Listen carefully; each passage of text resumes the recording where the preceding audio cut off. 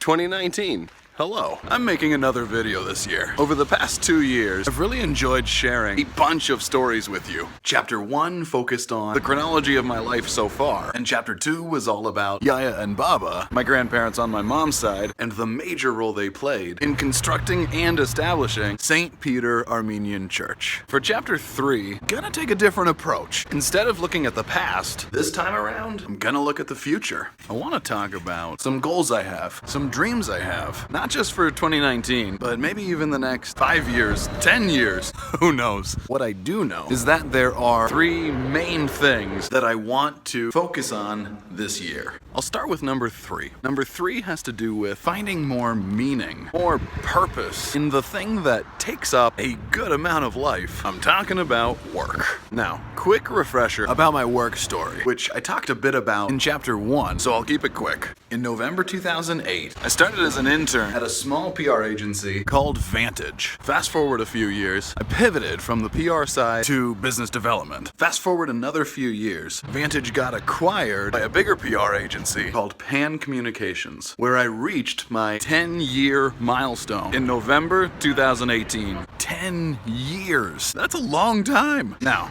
thankfully, I've been very fortunate over the years to learn new things, to grow in my role. And at the end of the day, I do feel good about the work I do. But the question I've been wondering about for a little while now, am I passionate about it? Am I finding purpose and meaning in what I'm doing? You know, it's been a weird, tough, but kind of fun experience trying to answer that question. Side note, did you hear that robot sound? It sounded kind of weird. Sorry about that. Anyway, am I passionate about what I do? That's the million-dollar question. Some days, sure, I can get psyched about the work I get to do. And every day, I'm really psyched about the people I get to work with. But I guess here's what I'm struggling with. Outside of work, I've gotten to do some really cool volunteer work with the Leukemia and Lymphoma Society. Actually, so right now, as I'm filming this, I'm in the middle of another fundraising campaign. Now, look, I get that it's probably the nature of helping to fight blood cancer that I've felt so much more of an impact of that work. I just wonder if there's a similar meaningful impact that could be found at work. I feel like that's the tricky piece. I don't have the answers right now, and that's okay. I just keep thinking that we get one life with no guarantees for tomorrow. And I think it's not just an opportunity, but our responsibility to do the best we can to make the absolute most of it. Every moment. And that includes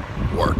There's that weird sound again. I think that happens when it's windy. Anyway, so yeah, that's number 3. Remember, 3 main things I'm focusing on this year. For number 2, well, remember in Chapter 2 of my story in 365, I talked a lot about my Armenian roots. My number 2 goal and priority has to do with tapping more into those Armenian roots. Now, before I dive into how I've been planning to do that, I want to back up and talk a bit about why that's a priority for me. Here's why.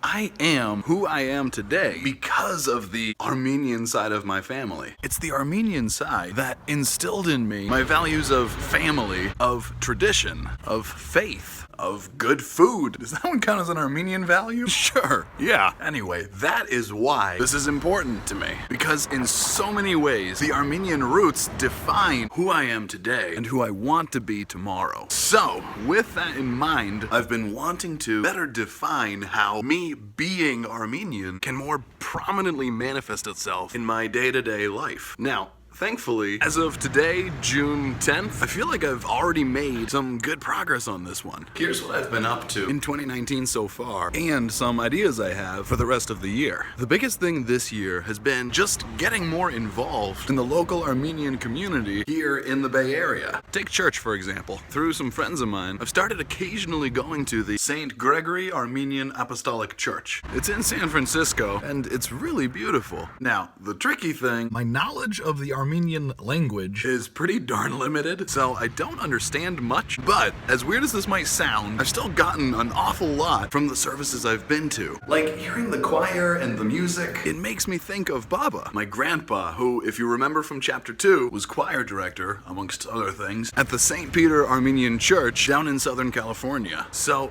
there's the music, and I mean, look, some parts of the service are in English, so there's that. And aside from Sunday services, the church itself itself has also just been such a community. Like, there have been these barbecues where I've been lucky to meet a lot of really interesting and cool Armenian people. Actually, just last weekend was St. Gregory's annual picnic. And you know, another huge aspect of the community building, there have been these Armenian dinner parties. I owe a buddy of mine all the credit for this. So every couple of months, a bunch of Armenians come together and bring a bunch of legit food. The food's incredible, by the way. Like, Google image Armenian food. It'll blow your mind. Okay, so speaking of the food, here's a fun story. At one of these barbecues and dinners, a few of us were chatting about the lack of Armenian food here in the Bay Area. So kinda jokingly, we thought, let's start an Armenian food truck. And for the food, pretty quickly we thought, let's go with something called lahmacun, or something we call Armenian pizza. So right there, the idea for the Armenian pizza food truck was born. Now, just a few minutes later, I tweeted this idea at Alexis Ohanian. Now, you might be wondering, who's Alexis Ohanian? Fair enough.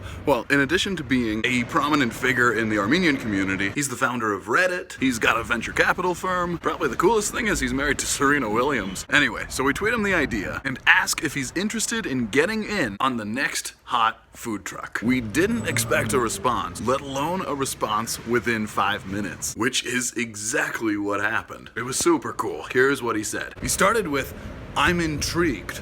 Good start. Then, gotta have a plant-based version, along with the classic lamb version, but we need more Armenian food spots in the US. And that was the end of the tweet. How awesome is that? Anyway, long story short, we actually had a couple more back and forths on Twitter with Alexis, and right now we're actually playing around with a bunch of recipes, seeing what we like, what we don't like. Anyway, let's see what happens. By the way, did you notice the new glasses? My first new pair of glasses in like a really long time. Okay, so getting back on track. That all kind of rounds out the number 2 goal for this year of tapping more into my Armenian roots. So, with this final stretch of 2019, it's time to dive into my number 1 goal. This next goal's been in the works for a while. I actually quickly touched on it all the way back in chapter 1. Bottom line, the goal is about finding my future wife. You know, I'm a big believer that it is written, that everything happens for a reason, and that things happen when they're meant to. So I'm not questioning why it hasn't happened yet. I guess it's just that now, more than ever before, I feel so ready for it to happen and excited about the possibility of meeting her. And, you know, for us to just finally be a part of each other's lives. You know, I've had friends who have found the person they ended up marrying on a dating app. Now, admittedly, I'm not on any apps. No judgment, it sounds like they can work. It's just, call me old-fashioned. I have this gut feeling that we'll find each other organically, or through a friend of a friend. I might be wrong, and who knows, maybe someday I'll play around with the apps. But for now, I'm going with my gut. You know, over the past, I'd say 2 years, that I've made this goal a priority, especially this year, I've enjoyed meeting and getting to know some really interesting people. And every friendship or relationship has really helped me to better define and understand what I'm looking for in a relationship. And in a future wife. And it's funny because there is, of course, the very real possibility that maybe we've already met. Wouldn't that be something?